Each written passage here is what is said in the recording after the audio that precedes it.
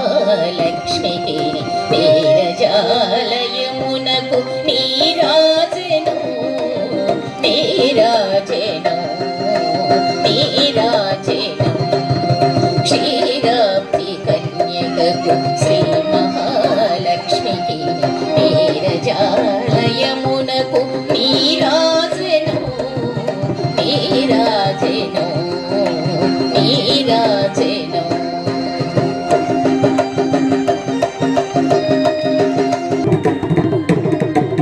జలజాక్షి మోమునకు తెగవకు జంబులకు జలజాక్షి మోమునకు తెగవకు జంబులకు నెలకొన్న కప్పురపు నీరాజెను అలివేణి తురుమునకు హస్తకమలములకు అలివేణి తురుమునకు హస్తకమలములకు నిలువు మాణిక్యముల నీరాజెను నిలువు మాణిక్యముల నీరాజెను నీరాజెను నీరాజెను నీరా.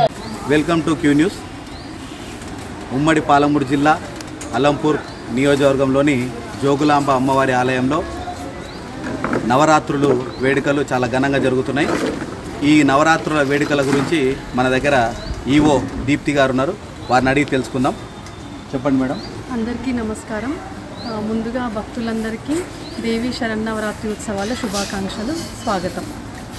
దేవీ శరన్నవరాత్రి ఉత్సవాల్లో భాగంగా 10 రోజుల పాటు అమ్మవారు ఒక్కొక్క రూపంలో అలంకారంలో దర్శనం ఇస్తూ ఉన్నారు. ఈరోజు స్పెషల్గా సిద్ధిదాత్రి అవతారంలో అమ్మవారు భక్తులకి సాయంత్రం పూట దర్శనం ఇవ్వనున్నారు. జోగులాంబ బాలబ్రహ్మేశ్వర స్వామి దేవస్థానంలో అత్యంత వైభవంగా ఈ ఉత్సవాలు జరుగుతున్నాయి. ఇందులో భాగంగా ఈరోజు ఉదయం రథోత్సవం జరిగింది. రేపు దుర్గాష్టమి అండ్ విజయదశమి రోజు మనకి ప్రత్యేకంగా నదీ హారతి అండ్ తెప్పోత్సవం నిర్వహించబడుతుంది. ఈ ఉత్సవాలకి భక్తులు అధిక సంఖ్యలో పాల్గొని స్వామి అమ్మవార్ల కృపకు పాత్రలు కావాలని కోరుతా ఉన్నాము. మేడం, ఇప్పటి వరకు ఇన్ని రోజులలో ఈ నవరాత్రి ఉత్సవాలలో ఎంతమంది పాల్గొన్నారు? తర్వాత ముఖ్యులు ఎవరైనా పాల్గొన్నారా?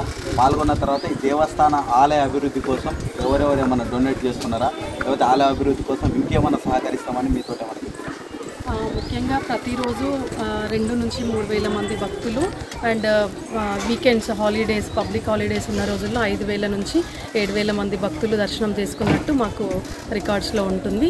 వర్షం వల్ల కొంచెం ఇంటరప్షన్ జరిగి భక్తులు అసౌకర్యానికి గురయ్యి భక్తుల రద్దీ వర్షం ఉన్న టైంలో కొంచెం తగ్గి ఉన్నప్పటికీ అదే టైంలో ఫ్రైడే రోజు ఎక్కువ సంఖ్యలో భక్తులు దర్శించుకున్నారు.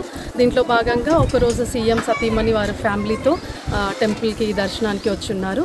నిన్న అనగా శ్రీ జోగులాంబ బాలబ్రహ్మేశ్వర స్వామి వారి కళ్యాణంలో దేవాదాయ శాఖ తరపున అండ్ తెలంగాణ రాష్ట్ర ప్రభుత్వం తరపున తెలంగాణ రాష్ట్ర దేవాదాయ శాఖ మంత్రివర్యులు కొండా సురేఖ గారు, దేవాదాయ శాఖ ప్రిన్సిపల్ సెక్రటరీ శైలజా రామయ్యర్ గారు, స్థానిక శాసనసభ్యులు అలంపూర్ ఎమ్మెల్యే విజయుడు గారు అటెండ్ అయి ఉన్నారు. పట్టు వస్త్రాలు సమర్పించున్నారు.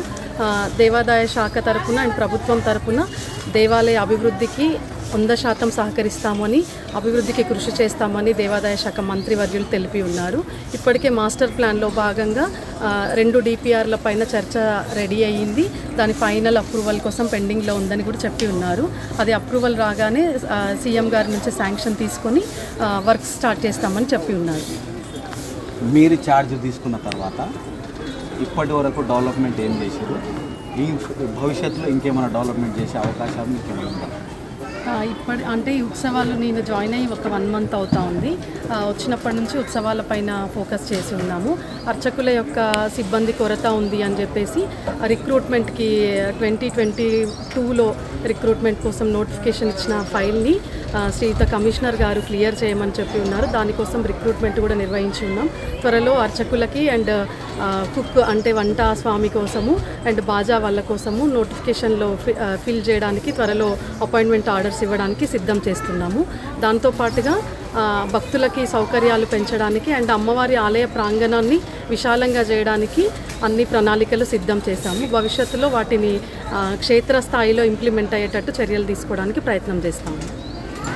ఆలయంలో కొంతమంది సిబ్బంది ఈ డబ్బులకు ఆశపడి కొంచెము అవినీతి జరుగుతుందనే ఆరోపణలు ఉన్నాయి. మీరు వచ్చిన తర్వాత అలాంటి సంఘటనలు ఏమైనా జరుగుతున్నాయా? గతంలో జరిగినట్లు నా దృష్టికి వచ్చింది. ఆలయ సిబ్బందికి ప్రత్యేకంగా మీటింగ్ ఏర్పాటు చేసి అట్లాంటి చర్యలకి పాల్పడే వారిపైన శాఖాపరమైన క్రమశిక్షణ చర్యలు తీసుకుంటామని సర్క్యులర్ జారీ చేసి ఉన్నాము. భవిష్యత్తులో ఇట్లాంటివి ఏమన్నా జరిగితే ఇమ్మీడియట్గా వాటిపైన చర్యలు తీసుకోవడానికి వాళ్ళకి నోటీసులు ఇష్యూ చేస్తామని చెప్పి ఉన్నాము. ఈ విషయంలో మరొక్కసారి కోరుతా ఉన్నాం భక్తులందరినీ, అటువంటి వారిని ఎవరిని కూడా దేవాలయంలో ప్రోత్సహించవద్దు. దయచేసి మీకు దర్శనాలు ఎవరైనా విఐపి భక్తులు ఉంటే దేవస్థానం కార్యాలయంలో సంప్రదించగలరు. లేకుండా ఇక్కడ సిబ్బందిని కానీ ఎవరినైనా సంప్రదించి దర్శనాలకు వెళ్తే సిబ్బంది పైన క్రమశిక్షణ చర్యలతో పాటు తదుపరి మీకు కూడా దేవస్థానానికి అసౌకర్యం కలిగించిన వారు అవుతారు. కాబట్టి ప్రతి ఒక్క భక్తులు కూడా మాకు సహకరించాలని కోరుతాము.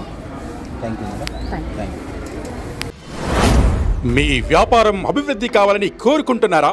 అయితే వెంటనే క్యూనస్ని సంప్రదించండి. Schools, colleges, banks, shops, office promotions, land promotions, political promotions, restaurant promotions, hospital promotions, పుట్టినరోజు వేడుకలు, శుభకార్యాలు, వ్యాపారాలు ఏవైనా, సందర్భం ఏదైనా ఇప్పుడే క్యూనస్ ద్వారా తెలియజేయండి. మీ వ్యాపారాన్ని అభివృద్ధి చేసుకోండి.